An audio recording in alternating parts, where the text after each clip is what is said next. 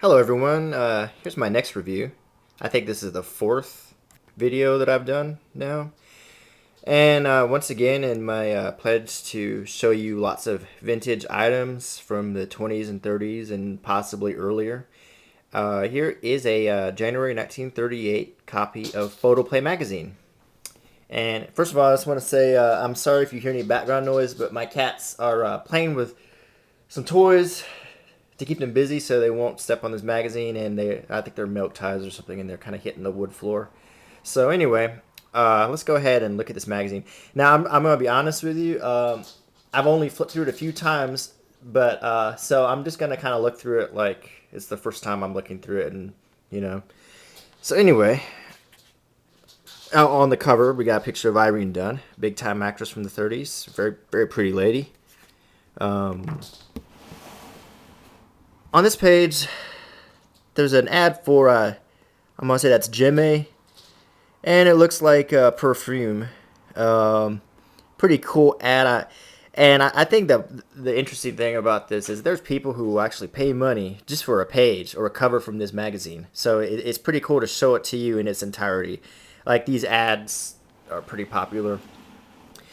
Next page, we got an ad for Listerine toothpaste. Bad breath was a problem back then too, and it's a quarter pound for 40 cents. So I guess they, talked about their toothpaste by the pound.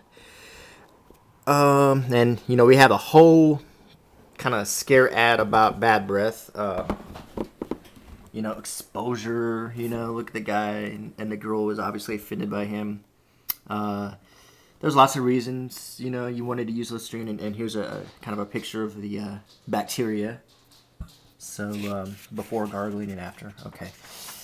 Here's a nice little, frameable movie poster here for Rosalie, starring Nelson Eddy and Eleanor Powell. And Ray Bolger, he was in The Wizard of Oz. Interesting. And here's the cover page. It has the date and everything. All right.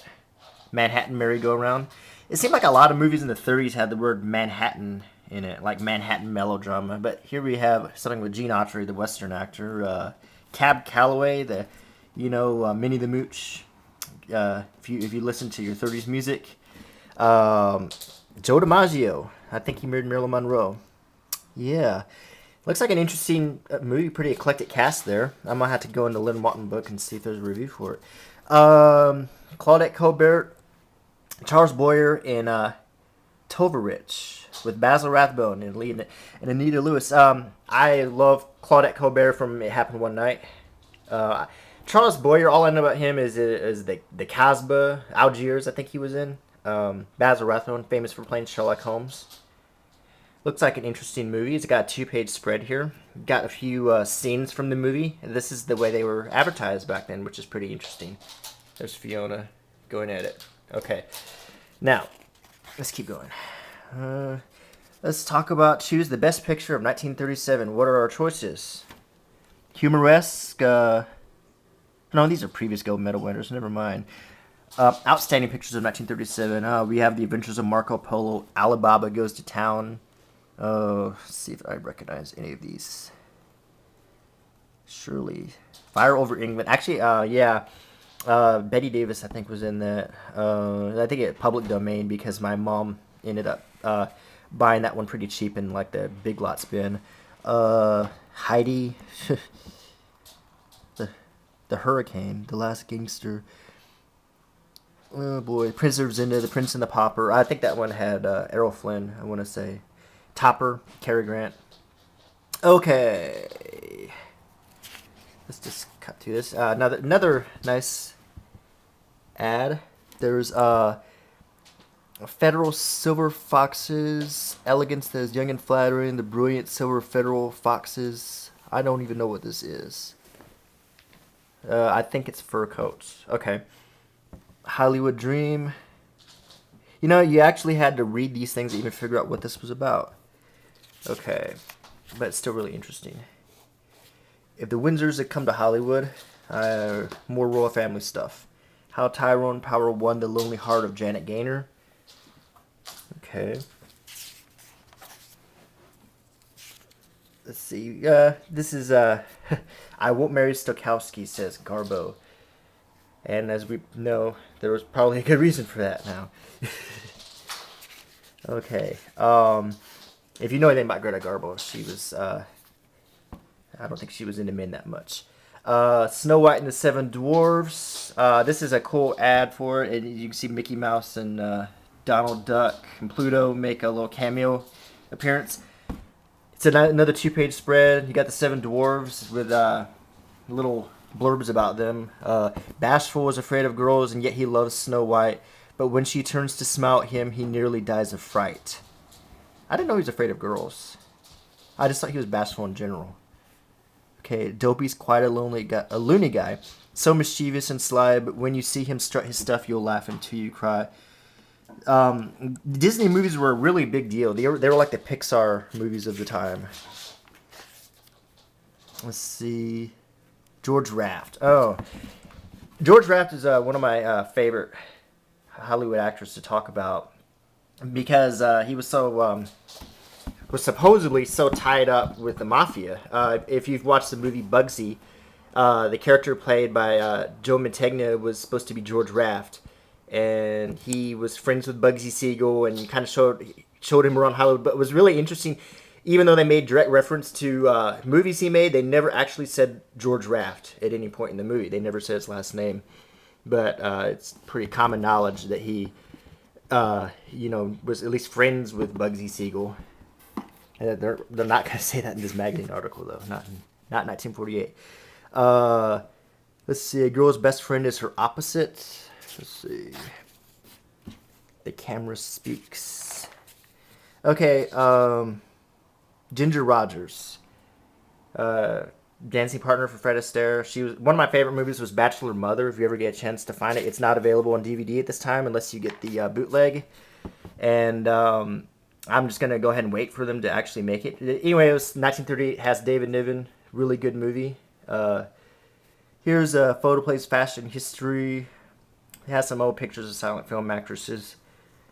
Pretty interesting. Mabel Normand. These are pretty much before the time of even this, like Paula Negri, and Clara Bow, one of my favorite actresses. But this is way before the time of this magazine, actually. And we got some pictures of a contemporary actress like Cary Grant. It looks like the cats have actually settled down.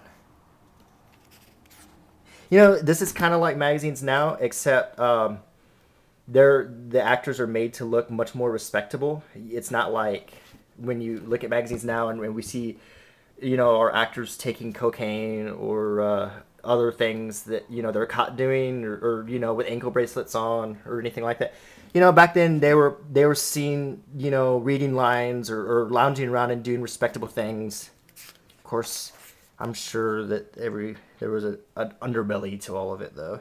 Okay. More pictures. Another ad about the Tovar Rich. I've never even heard of this movie, and I know a lot about movies. Here's a big spread about Shirley Temple. People will probably pay money just for that page. Cesar Romero. He played the Joker in Batman. Cary Grant again. Let's see. And here's some motion picture reviews. I think there's Alibaba Goes to Town. Here's some of the movies we were just talking about.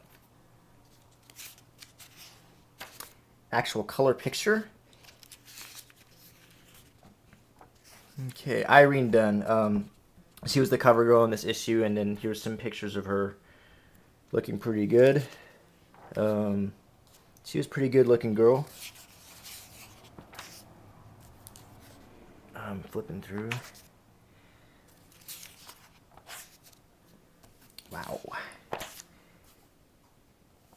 Gene Autry, big time actor back then. I need to kind of cut to the chase here. Okay, I'm gonna keep flipping. Like if you see anything you like, you can always pause. Youth, it's funny. Is that Dwayne? Is that John Wayne? Nah, that's some other Wayne. I need to find out. Okay. And Betty Davis. She was really a good-looking girl back then. I just saw a movie with her called Three on a Match. It was a pre-code movie, made in 1933. If you get a chance to see it, it's really good. You'll be surprised. It's got Humphrey Bogart in it, and it has like open references to cocaine and stuff that was actually banned after the MPAA took effect in 1935. So, and there's a Turner Classic movie set. It's like Forbidden Hollywood. Thanks, hon. And all it is the old pre-code movies.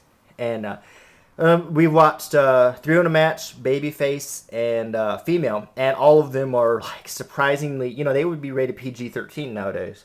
So, especially Babyface with Barbara Stanwyck. So if you get a chance to see that, you might be surprised at some of the stuff that's in it.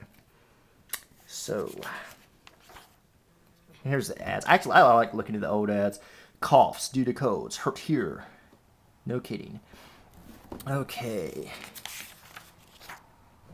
A typewriter. You know what? Those used to exist.